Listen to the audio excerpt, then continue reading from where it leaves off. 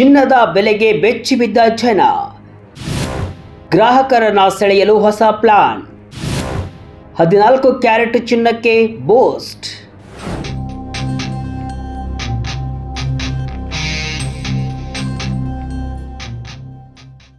Vijaya Karnataka web ವೀಕ್ಷಕರಿಗೆ ನಮಸ್ಕಾರ. ನಾನು ಶಿವಮೂರ್ತಿ ಸರ್ಬಾ. ಚಿನ್ನದ ದರ ಏರಿಕೆ ಸದ್ಯ ಜನಸಾಮಾನ್ಯರ ಪಾಲಿಗೆ ನುಂಗಲಾರದ ತುತ್ತಾಗಿದೆ.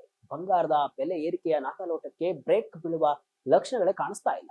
ನಿರೀಕ್ಷೆಗೂ ಮೀರಿ ಗಗನಕ್ಕೆ ಏರ್ತಾ ಇರುವಂತಹ ಚಿನ್ನ ಮತ್ತು ಬೆಳ್ಳಿಯ ದರಗಳನ್ನ ಕಂಡು ಗ್ರಾಹಕರು ಕೇವಲ ದಂಗಾಗಿಲ್ಲ, ಬದಲಿಗೆ ಆಭರಣದ ಅಂಗಡಿಗಳ ಕಡೆಗೆ ತಲೆ ಹಾಕಲು ಕೂಡ ಭಯಪಡುವಂತಾಗಿದೆ. ಕೇವಲ 1 ಗ್ರಾಂ ಚಿನ್ನ ಖರೀದಿಸಬೇಕಂದ್ರೂ ಕೂಡ 10 ಬಾರಿ ಯೋಚಿಸಬೇಕಾದ ಪರಿಸ್ಥಿತಿ ಈಗ ನಿರ್ಮಾಣವಾಗಿದೆ. ಈ ಬೆಲೆ ಏರಿಕೆಯ ಬಿಸಿ ಕೇವಲ ಗ್ರಾಹಕರಿಗೆ ಮಾತ್ರವಲ್ಲ, ಚಿನ್ನಾಭರಣ ವ್ಯಾಪಾರಿಗಳು ಕೂಡ ಈಗ ತಟ್ಟಿದೆ. ವ್ಯಾಪಾರವಿಲ್ಲದೆ ಕಂಗಾಲಾಗಿರುವ ಆಭರಣ ತಯಾರಕರು ಈಗ ಗ್ರಾಹಕರನ್ನ ಸೆಳೆಯಲು ಹೊಸ ಐಡಿಯಾವೊಂದನ್ನ ಕಂಡುಕೊಂಡಿದ್ದಾರೆ. ಅದೇ 14 ಕ್ಯಾರೆಟ್ ಚಿನ್ನದ ಆಭರಣ. ಹೌದು, ದುಬಾರಿ ದುನಿಯಾದಲ್ಲಿ ಕಡಿಮೆ ದರದಲ್ಲಿ ಚಿನ್ನ ನೀಡಲು ತಯಾರಕರು ಈಗ ಸಜ್ಜಾಗ್ತಾ ಇದ್ದಾರೆ. ಬೆಲೆ ಏರಿಕೆಯ ನಡುವೆಯೂ ಕೂಡ ಗ್ರಾಹಕರಿಗೆ ಇದೊಂದು ಸಂತಸದ ಸುದ್ದಿ. ಹಾಗಾದ್ರೆ ಏನಿದು ಹೊಸ ಪ್ಲಾನ್? 18, 22, 24 ಕ್ಯಾರೆಟ್ ಬದಲು 14 ಕ್ಯಾರೆಟ್ ಚಿನ್ನ ಬರುತ್ತಾ? 14 ಕ್ಯಾರೆಟ್ ಚಿನ್ನ ಬಂದ್ರೆ ಚಿನ್ನದ ದರ ಕಡಿಮೆ ಆಗುತ್ತಾ? ಡೀಟೇಲ್ ಆಗಿ ನೋಡ್ಕೊಂಡು ಬರೋಣ ಬನ್ನಿ.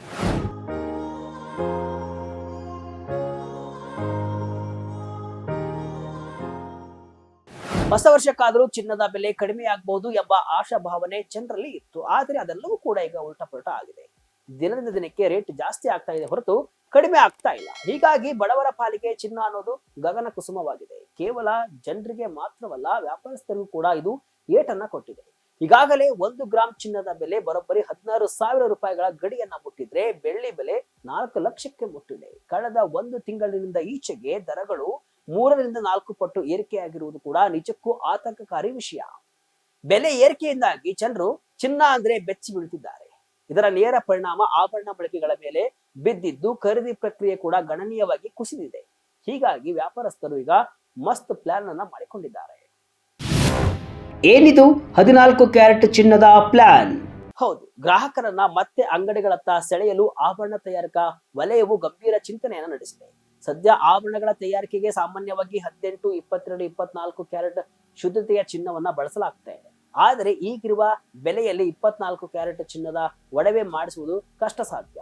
ಈಗಾಗಲೇ 9 ಕ್ಯಾರೆಟ್ 14 ಕ್ಯಾರೆಟ್ ಚಿನ್ನಕ್ಕೆ ಕೇಂದ್ರ ಅನುಮತಿಯನ್ನ ನೀಡಿದೆ. ಆದ್ರೆ ತಯಾರಿಕೆ ಮಾತ್ರ ಸ್ವಲ್ಪ ಕಡಿಮೆ ಇದೆ. ಈಗ 22, 24 ಕ್ಯಾರೆಟ್ ಚಿನ್ನದ ದರ ಏರಿಕೆಯಾದ ಬೆನ್ನಲ್ಲೇ ವ್ಯಾಪಾರಸ್ಥರು 14 ಕ್ಯಾರೆಟ್ ಚಿನ್ನದ ಮೇಲೆ ಕಣ್ಣನ್ನ ಇಟ್ಟಿದ್ದಾರೆ.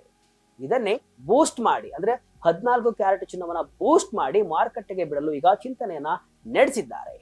ಇದರ ಲಾಭವೇನು ಅಂತ ನೋಡುವುದಾದ್ರೆ, 14 ಕ್ಯಾರೆಟ್ ಚಿನ್ನದ ಆಭರಣಗಳ ಬೆಲೆ ಈಗಿರುವ ದರಕ್ಕಿಂತ ಅರ್ಧಕ್ಕಷ್ಟು ಕಡಿಮೆ ಆಗುತ್ತೆ. ಅಂದ್ರೆ ಗ್ರಾಹಕರು ಕಡಿಮೆ ಬೆಲೆಯಲ್ಲಿ ಚಿನ್ನದ ಒಡವೆಗಳನ್ನ ಧರಿಸುವ ಆಸೆ ಪೂರೈಸಿಕೊಳ್ಳಬಹುದು. ಈ ಕುರಿತು ಕರ್ನಾಟಕ ಜ್ಯುವೆಲರಿ ಅಸೋಸಿಯೇಷನ್ ಸೇರಿದಂತೆ ಹಲವು ಸಂಘಟನೆಗಳು ಈಗ ಚರ್ಚೆಯನ್ನ ಆರಂಭಿಸಿವೆ, ಒಂದು ನಿರ್ಧಾರಕ್ಕೆ ಬರಲಿವೆ. ಕೈಗೆ ಸಿಗ್ತಾ ಇಲ್ಲ ಚಿನ್ನ ಬೆಳ್ಳಿ. ಸದ್ಯ ಮಾರುಕಟ್ಟೆಯಲ್ಲಿ ಚಿನ್ನ ಮತ್ತು ಬೆಳ್ಳಿಯ ಬೆಲೆಗಳು ರೆಕಾರ್ಡ್ ಬ್ರೇಕ್ ಮಟ್ಟದಲ್ಲಿ ಟ್ರೇಡ್ ಆಗ್ತಾ ಇದೆ. ಮದುವೆ ಸಮಾರಂಭಗಳಿಗೆ ಚಿನ್ನ ಕೊಳ್ಳಲು ಹೋದರೆ ಕೈ ಸುಡುವ ಪರಿಸ್ಥಿತಿ ಇದೆ. ಚಿನ್ನದ ಬೆಲೆ ಈ ವರ್ಷ ಈಗಾಗಲೇ 17% ಏರಿಕೆ ಕಂಡಿದೆ. ಇನ್ನು ಬೆಳ್ಳಿಯ ವಿಷಯಕ್ಕೆ ಬಂದ್ರೆ, ಕಳೆದ ವರ್ಷ ಬರೋಬ್ಬರಿ 147% ಏರಿಕೆಯಾಗಿದೆ. ಈಗ ಕೈಗೆ ಸಿಗದೆ ಓಡ್ತಾ ಇದೆ. ಯುದ್ಧ, ಜಾಗತಿಕ ಭೌಗೋಳಿಕ ಅನಿಶ್ಚಿತತೆ, ಭೀತಿ ಎದುರಾದಾಗ ಸುರಕ್ಷಿತ ಹೂಡಿಕೆಯಾಗಿ ಚಿನ್ನ ಬೆಳ್ಳಿಗೆ ಆದ್ಯತೆಯನ್ನು ನೀಡಲಾಗುತ್ತೆ. ಪ್ರಸ್ತುತ ಅಮೆರಿಕ ಅಧ್ಯಕ್ಷ ಟ್ರಂಪ್ ಸೃಷ್ಟಿಸಿರುವ ಸುಂಕ ಭೀತಿ ಮತ್ತು ಯುದ್ಧ ಭೀತಿಯು ಹೂಡಿಕೆದಾರರನ್ನ ಚಿನ್ನ ಬೆಳ್ಳಿಯತ್ತ ಸೆಳೆದಿದೆ. ಚೀನಾ ಸೇರಿದಂತೆ ಹಲವು ದೇಶಗಳು ಚಿನ್ನ ಬೆಳ್ಳಿ ರಫ್ತಿನ ಮೇಲೆ ವಿಧಿಸಿರುವ ನಿರ್ಬಂಧವೂ ಕೂಡ ಬೆಲೆ ಏರಿಕೆಗೆ ಕಾರಣವಾಗಿದೆ. ಇನ್ನು ಅಮೆರಿಕದ ವಿತ್ತೀಯ ನೀತಿಗಳಲ್ಲಿನ ಬದಲಾವಣೆ, ಪ್ರಪಂಚಾದ್ಯಂತ ಸೆಂಟ್ರಲ್ ಬ್ಯಾಂಕ್ಗಳು ಚಿನ್ನವನ್ನ ಭಾರಿ ಪ್ರಮಾಣದಲ್ಲಿ ಖರೀದಿಸ್ತಾ ಇರುವುದು ಕೂಡ, ಹಾಗೂ ಸುರಕ್ಷಿತ ಹೂಡಿಕೆ ಅಥವಾ ಸೇಫ್ ಹೆವೆನ್ ಡಿಮ್ಯಾಂಡ್ ಹೆಚ್ಚಾಗಿರುವುದು ಕೂಡ ಚಿನ್ನದ ಬೆಲೆ ಏರಿಕೆಗೆ ತುಪ್ಪ ಸುರಿದಿದೆ. ಇನ್ನು ಬೆಳ್ಳಿಯ ಕಥೆಯಂತೂ ರೋಚಕವಾಗಿದೆ. ಕಳೆದ ವರ್ಷ ಬೆಳ್ಳಿಯ ಬೆಲೆ ಬರೋಬ್ಬರಿ 147% ಏರಿಕೆಯನ್ನ ಕಂಡು ಬಂದಿತ್ತು. ಹೀಗೆ ಬೆಲೆಗಳು ದಿನೇ ದಿನೇ ರೆಕಾರ್ಡ್ ಮಟ್ಟವನ್ನ ತಲುಪ್ತಾ ಇರುವುದರಿಂದ ಆಭರಣಗಳು ಗ್ರಾಹಕರಿಗೆ ದುಬಾರಿ ಆಗ್ತಾ ಇದೆ. ಚಿನ್ನದ ಬೆಲೆಗೆ ಬ್ರೇಕ್ ಹಾಕುತ್ತಾ ಬಜೆಟ್. ಜಿಎಸ್ಟಿ ಇಳಿಕೆಗೆ ಮೋದಿ ಮುಂದೆ ಡಿಮ್ಯಾಂಡ್. ಕೇಂದ್ರ ಬಜೆಟ್ ಮೇಲೆ ಜನರ ನಿರೀಕ್ಷೆ ಈಗ ಹೆಚ್ಚಾಗಿದೆ. ಅದರಲ್ಲೂ ಚಿನ್ನದ ದರವನ್ನ ಇಳಿಸುವ ಬಗ್ಗೆ ಚರ್ಚೆಗಳು ಜೋರಾಗಿವೆ. ಮೋದಿ ಸರ್ಕಾರ ಈ ಸಲ ಜನರಿಗೆ ಗುಡ್ ನ್ಯೂಸ್ ನೀಡುವ ನಿರೀಕ್ಷೆ ಇದೆ. ಜಿಎಸ್ಟಿ ವಿಚಾರದಲ್ಲಿ ಸರ್ಕಾರ ಒಂದು ದಿಟ್ಟ ಹೆಜ್ಜೆಯನ್ನ ಇಡುವ ಸಾಧ್ಯತೆ ಇದೆ. ಸದ್ಯ ಚಿನ್ನದ ಮೇಲೆ ಬಾರ್ ಕಾಯಿನ್ ಅಥವಾ ಆಭರಣದ ಮೇಲೆ 3% GST ವಿಧಿಸಲಾಗ್ತಾ ಇದೆ. ಇದರ ಜೊತೆಗೆ ಮೇಕಿಂಗ್ ಚಾರ್ಜಸ್ ಮೇಲೆ 5% GST ಇದೆ. ಈಗ ಉದ್ಯಮದ ಪ್ರಮುಖ ನಾಯಕರು ಈ ತೆರಿಗೆಯನ್ನ ಇಳಿಕೆ ಮಾಡುವಂತೆ ಕೇಂದ್ರದ ಮುಂದೆ ಬೇಡಿಕೆಯನ್ನ ಇಟ್ಟಿದ್ದಾರೆ. ಪ್ರಮುಖವಾಗಿ ಚಿನ್ನ ಮತ್ತು ಬೆಳ್ಳಿಯ ಆಭರಣಗಳ ಮೇಲಿನ GSTಯನ್ನ ಪ್ರಸ್ತುತ ಇರುವ 3% 1 ಅಥವಾ 1.25ಕ್ಕೆ ಇಳಿಸಬೇಕು ಅಂತ ಜೇಮ್ಸ್ ಅಂಡ್ ಜ್ಯುವೆಲರಿ ಬಾಡಿಗಳು ಹಣಕಾಸು ಸಚಿವಾಲಯಕ್ಕೆ ಮನವಿಯನ್ನ ಮಾಡಿವೆ.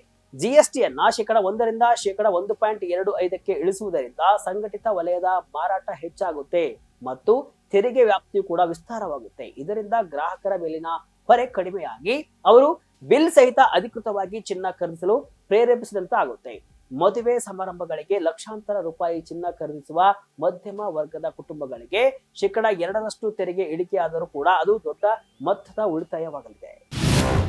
ಚಿನ್ನದ ಆಭರಣ ಖರೀದಿಯಲ್ಲಿ EMI.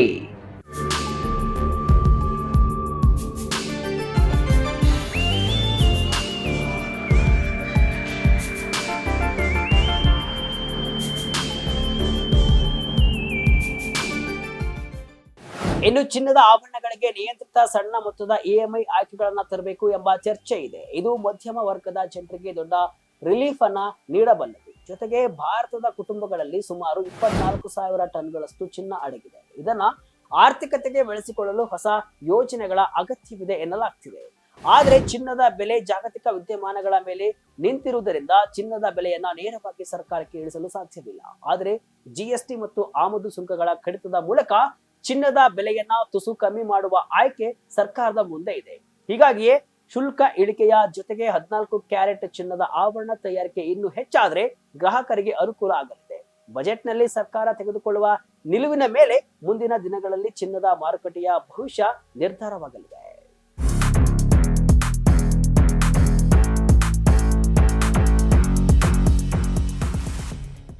ಒಟ್ಟಾರೆಯಾಗಿ ಸದ್ಯದ ಪರಿಸ್ಥಿತಿಯಲ್ಲಿ ಚಿನ್ನದ ಬೆಲೆ ಇಳಿಯುವ ಯಾವುದೇ ಸೂಚನೆಗಳು ಕೂಡ ಕಾಣಿಸ್ತಾ ಇಲ್ಲ. ಆಭರಣ ಖರೀದಿಸುವುದು ಜನಸಾಮಾನ್ಯರ ಪಾಲಿಗೆ ಗಗನ ಕುಸುಮವಾಗಿರುವುದಂತೂ ಸತ್ಯ. ಇಂತಹ ಸಮಯದಲ್ಲಿ ಆಭರಣ ಉದ್ಯಮವು ಮುಂದಿಟ್ಟಿರುವ 14 ಕ್ಯಾರೆಟ್ ಚಿನ್ನದ ಪ್ರಸ್ತಾಪವು ಮಧ್ಯಮ ವರ್ಗದ ಜನರಿಗೆ ಕೊಂಚ ಸಮಾಧಾನ ತರಬಹುದು. ಇದು ಅಪ್ಪಟ 22 ಕ್ಯಾರೆಟ್ ಚಿನ್ನದಷ್ಟೇ ಇಲ್ಲದಿದ್ರೂ ಕೂಡ ಅರ್ಧ ದರದಲ್ಲಿ ಆಭರಣ ಧರಿಸುವ ಆಸೆಯನ್ನ ಪೂರೈಸಲು ಸಹಕಾರಿಯಾಗಲಿದೆ. ಇನ್ನೊಂದೆಡೆ ಕೇಂದ್ರ ಸರ್ಕಾರವು ಬಜೆಟ್ ನಲ್ಲಿ GST ಕಡಿಮೆ ಮಾಡುವ ಮೂಲಕ ಬೆಲೆ ಏರಿಕೆಯ ಬಿಸಿಯನ್ನ ತಗ್ಗಿಸಬಹುದು ಅಂತ ಜನರು ಕೂಡ ಕಾಯ್ತಾ ಇದ್ದಾರೆ. ಒಂದೊಮ್ಮೆ ಸರ್ಕಾರ ತೆರಿಗೆ ಇಳಿಕೆ ಮಾಡಿ 14 ಕ್ಯಾರೆಟ್ ಚಿನ್ನಕ್ಕೂ ಕೂಡ ಮಾರುಕಟ್ಟೆಯಲ್ಲಿ ಮನ್ನಣೆ ಸಿಕ್ಕರೆ ಜನಸಾಮಾನ್ಯರಿಗೆ ಒಳ್ಳೆಯದಾಗುತ್ತೆ. ಬಜೆಟ್ ಮೇಲೆ ಈಗ ಎಲ್ಲರ ಕಣ್ಣು ಬಿದ್ದಿದೆ. ಮುಂದೆ ಏನಾಗುತ್ತೆ ಎಂಬುದನ್ನ ಕಾದು ನೋಡೋಣ. ಇದಿಷ್ಟು ಇವತ್ತಿನ ವಿಶೇಷ. ಇದೇ ರೀತಿಯ ಹಲವು ವಿಶ್ಲೇಷಣೆ ಮಾಹಿತಿ ಅಷ್ಟೇ ಅಲ್ಲ, ಮನರಂಜನೆಯ ವಿಡಿಯೋಗಳಿಗಾಗಿ ವಿಜಯ ಕರ್ನಾಟಕ ವೆಬ್ಸೈಟ್, ಫೇಸ್ಬುಕ್ ಹಾಗೂ ಯೂಟ್ಯೂಬ್ ಪೇಜ್ ಅನ್ನ ಫಾಲೋ ಮಾಡಿ. ಧನ್ಯವಾದಗಳು.